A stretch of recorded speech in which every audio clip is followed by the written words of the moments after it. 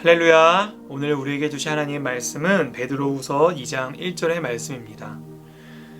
전에 이스라엘 백성들 가운데서 거짓 예언자들이 일어난 것과 같이 여러분 가운데서도 거짓 교사들이 나타날 것입니다.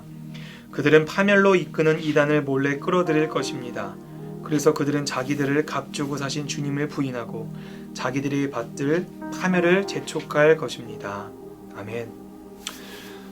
여러분, 기독교 역사를 보면 역사상 늘 존재했던 것들이 있는데, 그게 뭐냐면 그 진리에서 벗어난 거짓된 메시지를 전하는 존재들이 늘 있었다고 합니다. 우리는 그들을 거짓 교사라고 하죠. 그리고 그 거짓 교사들은 오늘날 이단 혹은 사이비와 같은 존재로 나타나기도 합니다. 근데 이상한 것은 그 역사상 늘 그 거짓 교사들이 존재했다는 건 무슨 말을 하는 걸까요? 그것에 현혹되는 사람들이 늘 있었다는 걸 말합니다. 그렇다면 도대체 그 거짓된 메시지를 전하는 그들에게 왜 현혹이 될까라는 질문이 생길 때가 있습니다. 물론 신앙이 없고 믿음이 없는 사람들이 현혹될 수도 있다곤 하지만, 심지어 믿음이 있고 교회를 열심히 다니고 그리스도인이라고 말하는 사람들조차도 그 거짓 교사들의 메시지에 현혹이 되고 넘어갈 때가 있다는 것은 참으로 우리가 생각해 봐야 할 문제입니다. 한 주석에서는 이 거짓 교사들에 대해서 이렇게 표현하고 있습니다.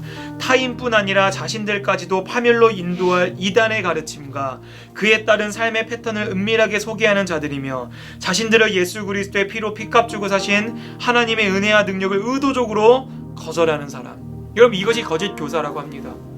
그렇다면 우리는 왜 그 거짓 교사들에게 현혹되어지는가?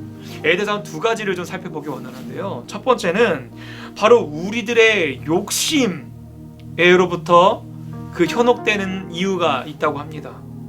왜 그러냐면, 여러분, 우리 모두는 욕망이 있죠. 욕망이 없는 사람은 없습니다. 모든 사람에게는 어떤 필요하고 갖고 싶고 채우고 싶어하는 것들이 있습니다. 그런데 때로는 내 힘으로 그것들을 채울 때도 있지만, 아무리 채워도 이상하게 채워지지 않는 듯한 느낌을 받을 때가 참 많이 있지 않으세요? 내가 어떤 분들은 나 이 정도만 있으면 만족할 것 같아 라고 생각할 때가 있지만, 많은 사람들이 이 정도 갖고 있으면 이상 요 정도 갖고 싶고요, 요 정도 갖게 되면 요 정도 갖고 싶은 것이 우리들의 모습이라는 것이죠. 그래서 실제로 전도서 1장 7절을 보면 이런 말씀이 있습니다. 모든 강물은 다 바다로 흐르되 바다를 채우지 못하며 강물은 어느 곳으로 흐르든지 그리로 연하여 흐르니라. 아멘. 여러분, 태초부터 지금까지 정말 많은 그 강물들이요, 끊임없이 쉬지 않고 바다로 쏟아져 흘러갔습니다.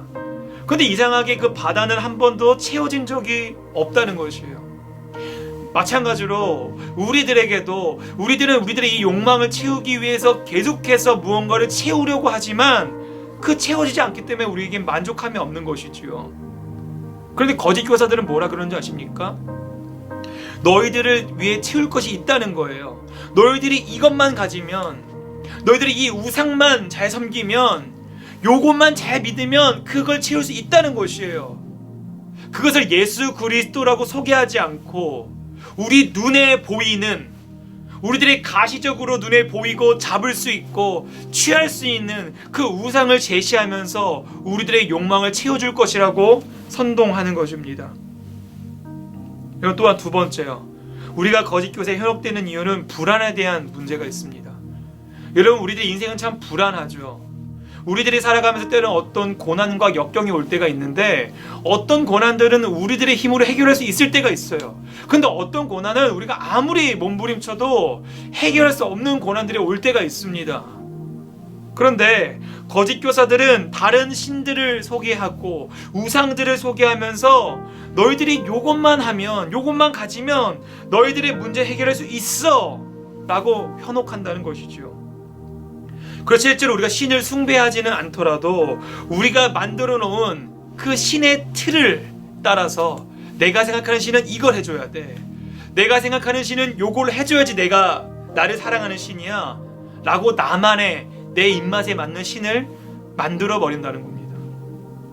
사람은 그 보이는 것, 내 신이 지금 내 옆에 있어야지 내가 안전하다고 하는 그 신을 내 옆에 가두고 싶어하는 그 욕망이 있기 때문입니다. 여러분, 예레미야 2장 13절을 보면 예레미야 선지자를 통해서 하나님은 이스라엘의 잘못에 대해 이야기하고서 이렇게 얘기합니다. 내 백성이 두 가지 악을 행하였으니 곧 그들이 생수의 근원이 되는 나를 버린 것과 스스로 웅덩이를 판 것인데 그것은 그 물을 가두지 못할 터진 웅덩이들이니라. 여러분, 이스라엘 백성이 두 가지 잘못했대요. 첫 번째요, 생수의 근원 대신 예수님을 버렸대요. 그 두 번째, 터진 웅덩이를 팠답니다. 여러분, 터진 웅덩이는 더 이상 물이 나오지 않습니다. 하지만 자꾸 내 힘으로 좀만 더 파면 물이 나올 거야 라고 하는 헛된 희망을 가지고 이스라엘 백성들은 계속해서 그 터진 웅덩이를 팠다는 것이죠. 무슨 말일까요? 내 스스로 내가 내 욕망을 채울 수 있어, 내 스스로 내 문제 해결할 수 있어 라는 그 잘못된 희망을 가지고 계속해서 하나님을 의지하지 않고 내 자신과 내 주변의 환경을 의지했다는 것입니다.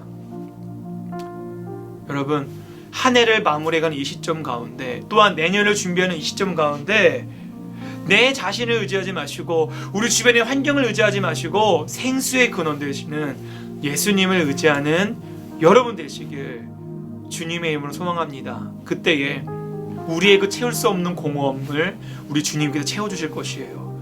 그리고 우리가 가지고 있는 그 불안함을 주님께서 평안함을 허락하실 것입니다. 그 생수의 근원 되시는 주님을 더욱더 붙잡으며 살아가는 2021년 되시길 주님의 이름으로 소망합니다. 기도하겠습니다. 하늘에 계신 우리 아버지여, 이름이 거룩히 여김을 받으시오며 나라가 임하시오며 뜻이 하늘에서 이루어진 것 같이 땅에서도 이루어지이다. 오늘날 우리에게 일용할 양식을 주시옵고 우리가 우리에게 죄 지은 자를 사하여 준 것 같이 우리의 죄를 사하여 주시옵고 우리를 시험에 들게 하지 마시옵고 다만 악에서 구하시옵소서. 나라와 권세와 영광이 아버지께 영원히 있사옵나이다. 아멘.